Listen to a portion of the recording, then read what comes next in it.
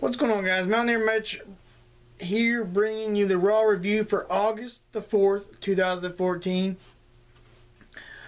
Starting off, we get the Authority all coming out together and announced as the Authority. That means that Triple H, Stephanie McMahon, Seth Rollins, Randy Orton, and Kane all come out together, which is very... I don't think that's ever happened. If it has, then it must have happened back when before I started watching again.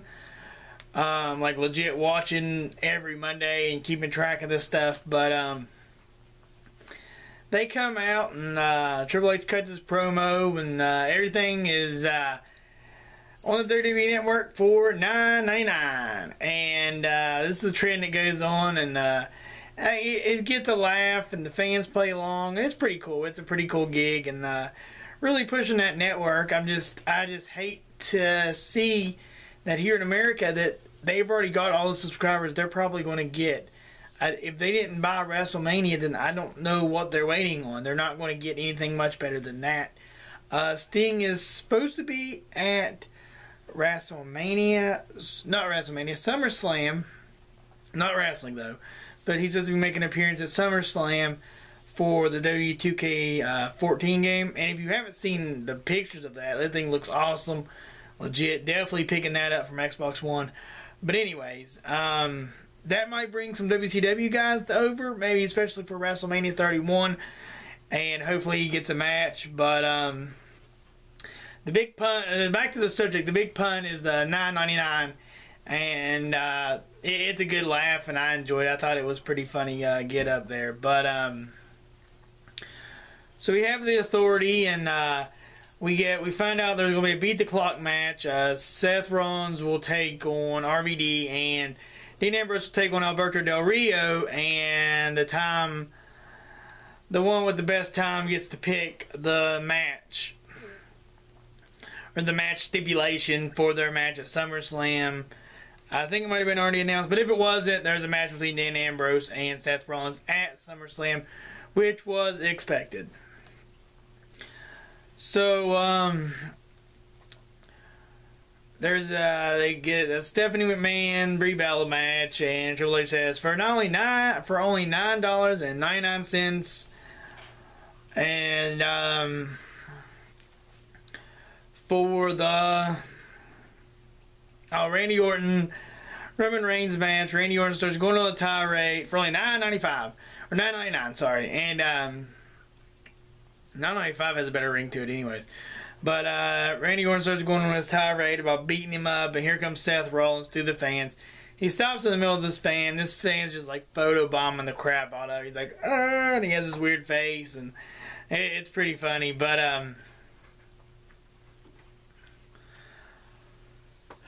so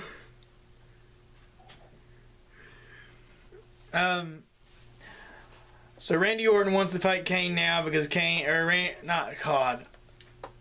Roman Reigns cuts a promo in the crowd, and so Randy Orton gets mad, takes off his suit jacket, which the only one wasn't in a suit or dressy up was Kane. So we'll see here in a minute why that happens.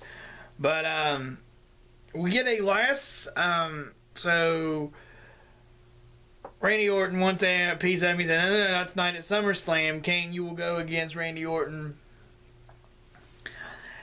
Or you'll go against Roman Reigns tonight in the last man standing match, and your match starts right now. So we go to commercial break. But I've been watching a lot of WWE, a lot of old Raws back in the day, and the main event was the beginning of the match and the last match. Like, those are the two best matches. So here in the last couple of weeks, we've been getting that again, and I'm kind of really appreciating it. Like, everything in the middle just kind of filler stuff and, you know, talking. But like last week's Cena and Cesaro was a very good match, and this week we get Roman Reigns and Kane in a last man standing match, which who knows how long it's been the last time, if ever, on a Monday Night Raw we had a last man standing match. But we have one of those as the first match, not even the main event, the first match. So we get that match, and good match, really good match. Roman Reigns brings the table into the, like, this is far along in the match, near the end. Roman Reigns brings the table in. Table's been in there for a while. They go for a Superman punch. Kane reverses it. Chokeslams Roman Reigns right through the table. Referee counts to, I think, 8. Roman Reigns gets up. He goes for Superman punch again on Kane, and Kane's down on the ground, but the referee doesn't count. He gets up, and Kane ends up spearing him. Or not God. Roman Reigns ends up spearing Kane, and that's where he gets the 10 count, and Roman Reigns ends up winning. I'm really surprised nobody come out, nobody interrupted, like Randy Orton, but at least I don't think he did. No, he didn't interrupt.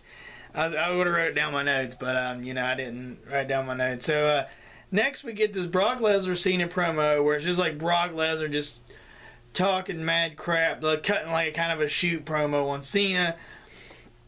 Cena, you know, has a little "I'm a good guy" skit, and I'm going to fight to the last breath, and you know, but I really sucks if I was in Austin, Texas at a Raw event, not just a house show, just a Raw event, and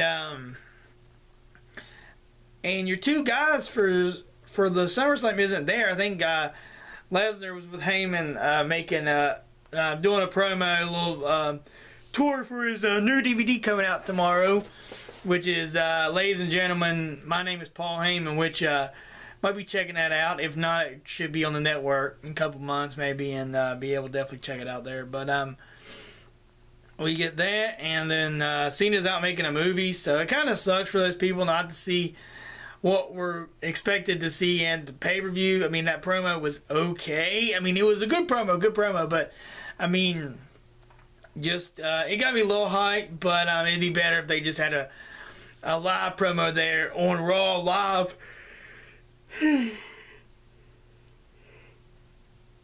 Instead of taping it in some dark lit room that, you know, probably was taped last week after Raw went off, or even before Raw last week. But not expecting these guys to be here. I think Cena was making shooting the movie for the Hive or something like that. I don't know exactly what it's called, but Cena wasn't there, so you know. So next we get the Oklahoma theme, Oklahoma marching band theme, I believe it is.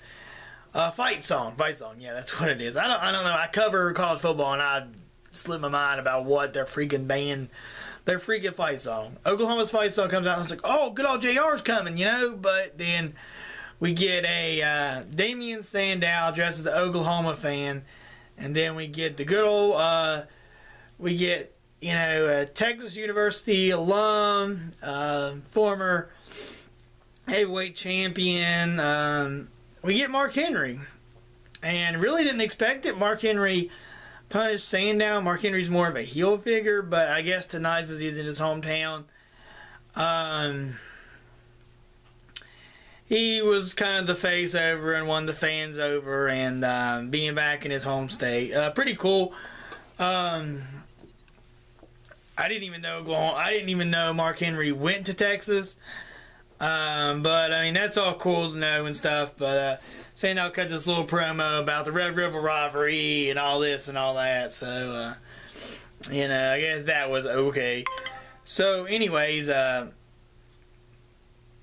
we get Adam Rose on the back cutting a promo on the Mirror movie, the new Mirror movie, and he goes and he says, "If I look at this soul, you'll see my real identity." And then about being a lemon, and then he freaking goes into the mirror, and he's a guy dressed in a suit and has a briefcase, and he says, "Oh, that was a lemon. Let's get out of here." And they all run away, and I guess it was okay. It was to promote their Oculus movie, the mirror with the crazy mirror in it. I don't know, but like if you look into it, it's just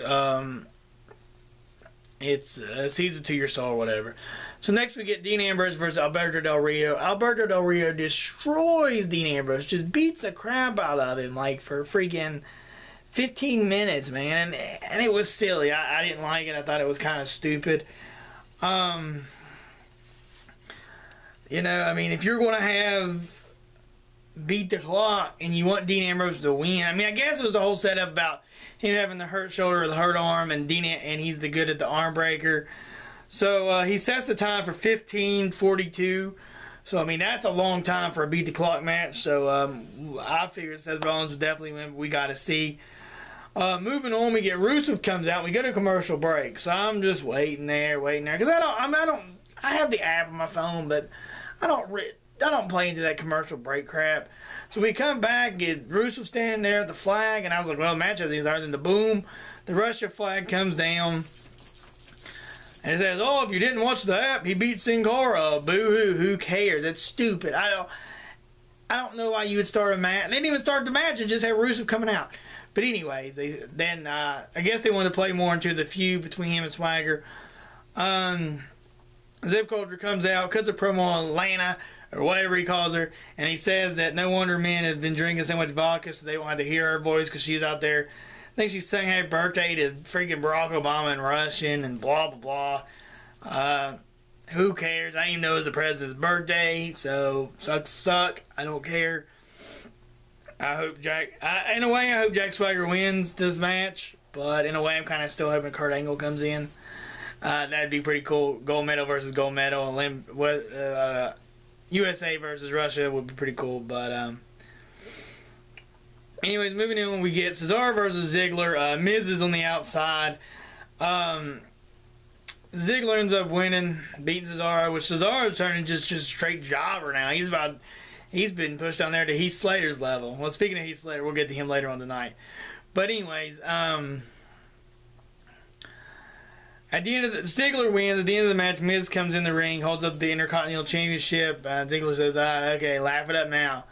And then he looks like he's getting ready to get out of the ring, and he goes and misses Miz. He goes to kick Miz in the face, and he misses. Miz is just sitting there in the ring all stunned like, and that's really the end of that. Moving on, we get Stardust and Goldust versus Rob Axel. Now, this match doesn't make any sense to me. Rob Axel's been winning on and on and on.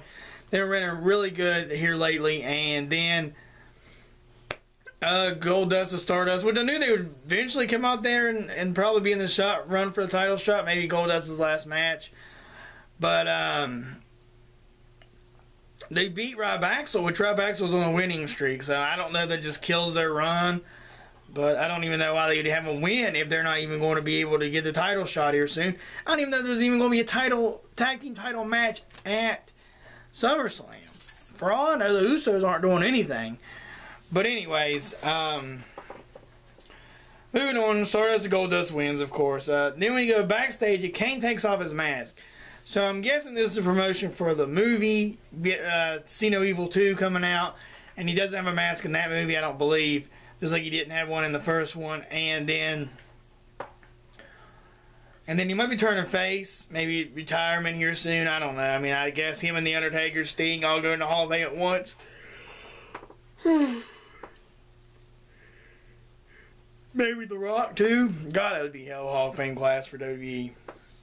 Definitely have me tuning in. I tuned in last year anyways. But, anyways, we get that. Then we get Harper versus Jericho. Jericho wins by DQ, so Harper's out. Bray Wyatt comes out there and interferes. Of course, gets his shot in. Bray Wyatt cuts a promo later on in the night. I didn't even write that down. It wasn't really pointless to me. So we get Diego and the Bull and the ladies, which is Layla and Summer.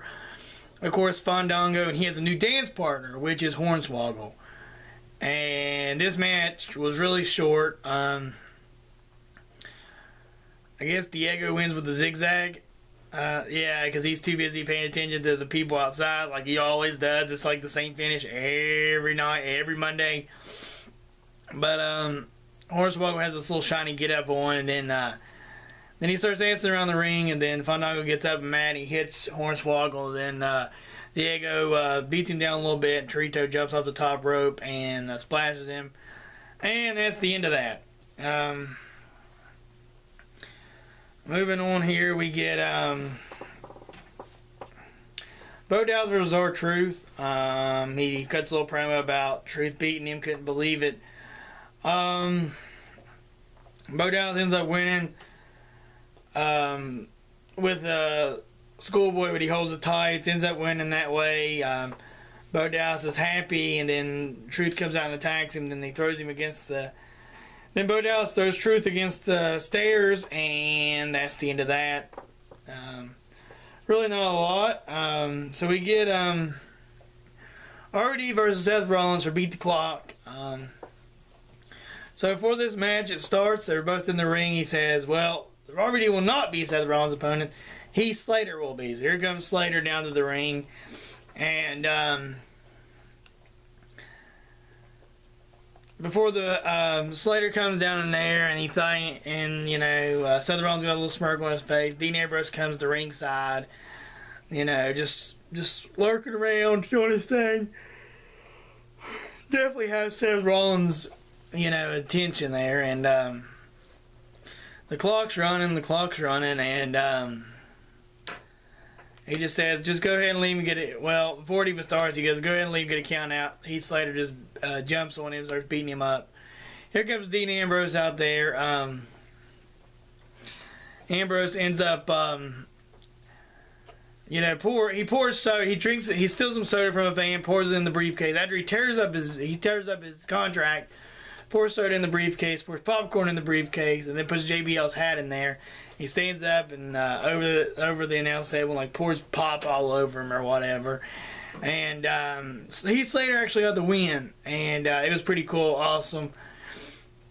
I think Slater's not going to get a bump. The only reason he got the win is because of Dean Ambrose's distraction, but it was cool to see Heath Slater win. So I don't know what they're going to do with the briefcase. I don't know if they're just going to cut it and just say no more briefcase or no more contract in the briefcase as Dean Ambrose tore it up, or if he's still going to have it, or I don't know. But that's really the end of that, and we'll see how this goes next. I think Friday's night is when he makes the announcements. We'll see if see if Seth Rollins still has the briefcase, or if he does anything about the contract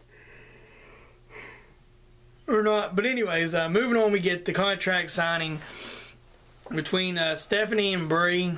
And Nikki's out there with Brie, and Triple H is out there, and he calls Stephanie an icon or something like that, a legend, I don't know.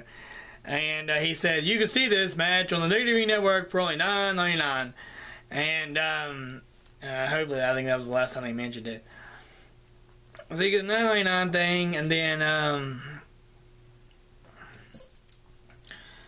and then they both sign the contract, and then I look down, and then somehow Nikki got hit.